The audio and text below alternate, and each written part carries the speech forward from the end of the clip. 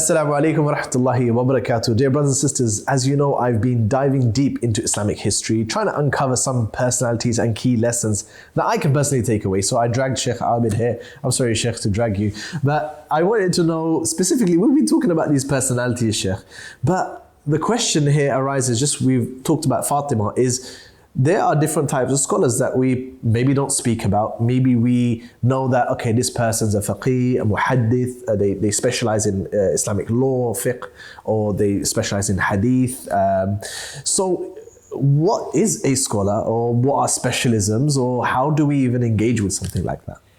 So this is a fascinating question, because it actually reveals for us and for our conversations when we're looking at personalities historically or the contemporary ones, what's that lens that enables us to recognize that they're scholars, and in which respect are they scholars? Yeah, sometimes we can't distinguish. Yeah, because sometimes you have someone who's a scholar in a field, hadith, but that doesn't actually make them a faqih, someone who's able to offer, legal opinions and verdicts on the like.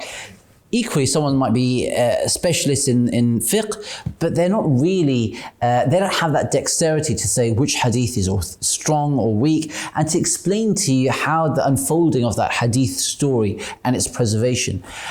Sometimes we just find people who are just, really decent qurra, reciters, and you may ask if to honor them and respect the fact they're coming as experts in recitation, you call them sheikh or qari, etc. But would that mean that they are experts in the meanings of the Quran? So each discipline, you have qira'ah, which is recitation and tilawah, you'll have hadith sciences, you have fiqh, and then you'll have actually tafsir, for example. So each of these are different disciplines. And one might be an expert in more than one, they may be an expert in all. But the default assumption is when you speak to someone who's a sheikh or a scholar, they may be a scholar in one and not the other, because each one is so demanding, and it's in how much time it takes to get through one area, all the literature on the area, such that you have a full command on it. That's quite a feat in itself. Big task. So what kind of scholars are real scholars, if I may ask then the question? Because you're saying we tend to label everyone as a sheikh. You know, sometimes you just see maybe a persona and you're like, he's a sheikh. And sometimes you see a person, maybe they're clean shaven and they look like they are a professor in some sort of university. He's not a sheikh, and he ends up being the sheikh's sheikh. Absolutely. So in fact, there are two terms which I want to draw my attention, your attention to, and that's actually in the Quran. Allah speaks about two terms from actually the nations gone by, but these are words which have their own inbuilt meaning, and so applicable to our community from the time of the Prophet ﷺ onwards as well. So Allah talks about al-ahbar wal-rabbaniyun. So Rabbani is plural of the word, Rabbaniyun is plural of the word Rabbani. And it comes from the meaning of the word Rubban as-Safina, which means the guy, almost like the captain of the ship. He's the one who's got his hand on the rudder of the ship. He's yuwajjihun nas, he's guiding them, directing them. He's seeing what's your particular situation, and how do I communicate the principles, the timeless principles, to your circumstance, and kind of adapt the communication to take on board all the different considerations required. So this almost mentoring you in some ways, looking out for you at that level. Yeah, this type of sheikh is someone who has your best interest, is going to navigate you through life, get you closer to Allah, and really kind of maybe even take out the internal ills of your sins. Yeah, it can range from the degree of mentoring and personal attention, but ultimately it's person-focused scholarship, right? They have the knowledge, right? So they'll be more than just being a preacher, right? Often nowadays we'll just call a preacher as well, who's doing important work, valuable work, maybe on via social media platforms or the like. They have a big presence. So long as they're speaking with due knowledge, that's fine and that's good and that's praiseworthy. But then you have someone who's actually spending time, they've learned, but still they're kind of slightly lighter on the heavy stuff, but they're spending time trying to impart that to you. And these are people who Allah refers to as the Rabbaniyun. They are nurturers, they're mentors, etc. Right? And that's kind of it. The fact that Allah mentions these people also reminds us that maybe we are in need of that sort of care and attention and help and guidance along the way. So what was the that's other one type. Yeah. The other type is called ahbar, plural of the word habr. And linguistically, literally, it refers to, you know, the beautification of a thing. But these are guys who are kind of, maybe in modern day, like parlance, we'd say they're more research focused. They're more analysis, slightly more academic, right?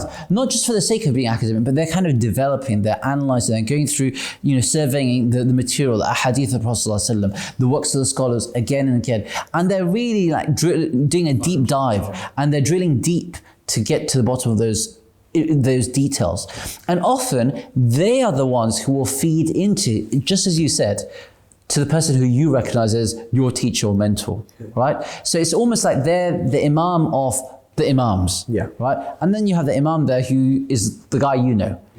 And in fact, this is something I think we have the same thing in all developed disciplines nowadays as well. Like when you want to go and see here in the UK, you know, you want to go and get yourself checked out or checked up, you go to your GP. He's your immediate Rabbani, if you like. But actually, you know, if you need something seriously taken care of, go to the big specialist. They're going to refer you to a specialist, a consultant, etc., etc. So the consultant then becomes the ahbar, the habr, right? And the Rabbani is almost the GP. And similarly, actually, even in law, you've got, you know, you'll have your solicitor who you can have contact with. But in the court itself, it's going to be like the barrister who's representing you. It's a specialization itself. And I think it's important that we appreciate and understand that kind of distinction of categories and levels of scholars, not because we need to be scholars, but so that we can, you know, if we've got two names, we can kind of course, marry it together what's being said. So what happens here is you end up having loads of titles for scholars as well. I think that comes into it, where you have Imam, Mufti, Sheikh, Maulana, and these tiers of maybe scholarship, they get lost. And cultural differences allow you to appropriate who's a sheikh, and most of them again end up being on one category than the other, right? But who would you say is really someone that kind of finesses this description for you? So there are loads of names, and one of the names that we're going to look at actually was a scholar by the name of Bashar Awad Ma'ruf, a Syrian scholar, contemporary, still alive. Let me just run off some of his achievements, and maybe we can look into them at a future date, even at Sham. But he was overseeing the official editing from manuscript form to the stage, took the book, the manuscripts right the way, worked on it, had it published such that now it's accessible. Tamheed, a book which is a commentary on the Muwatta of Imam Malik, in 13 or 15 volumes. Then he kind of, that's under his name. He's got the Tarikh al-Islam of al-Dhahabi, right? Which again is in 33 volumes. Wow. Just let that sink in, right?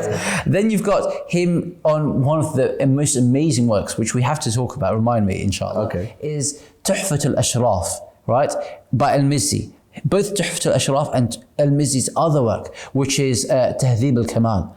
And both of these, so Tuhfat al-Ashraf in 13 volumes and Tahdhib al-Kamal in 35 volumes. So single-handedly.